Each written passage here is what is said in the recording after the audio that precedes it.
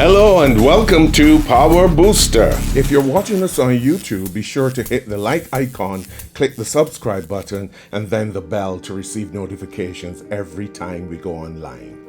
Genesis chapter 16 tells the story of Hagar, a woman who ran away from her situation. She was a servant, mistreated by her mistress Sarah, so she ran away into the wilderness. Alone and desperate, she thought that no one cared about her. Then the Lord appeared to her, spoke into her situation, and blessed her. In response, the Bible says that Hagar gave this name to the Lord: "You are the God who sees me." Genesis chapter 16 and verse 13. One of the things that struck me in this story is that every time Sarah or Abraham referred to Hagar, she was spoken of as my slave, your servant, your maid, but never Hagar. This leads me to conclude that she had no value in their eyes other than someone to be used for their own purposes. But when God found her by the well, the first thing he said to her was, "Hagar." When no one else cared enough to call her by name, God did. The phrase, "the God who sees," means much more than "the God who looks at me."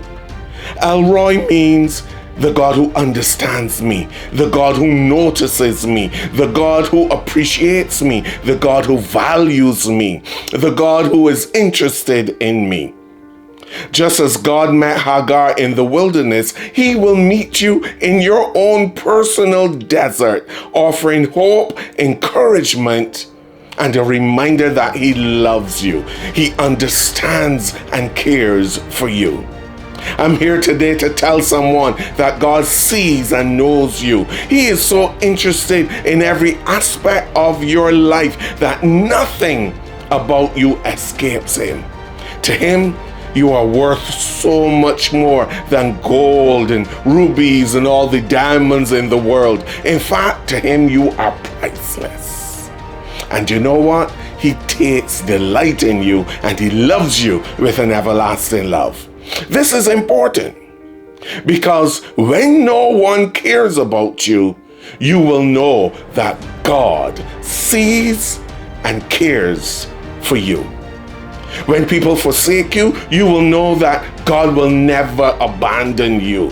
You may be referred to as just that woman or the man, but God knows you by name.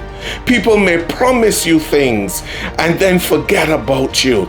But God, your God, will never ever forget you. God said, "Can a woman forget her nursing child and not have compassion on the son of her womb? Surely they may forget. But hear this, I will never forget you," says God.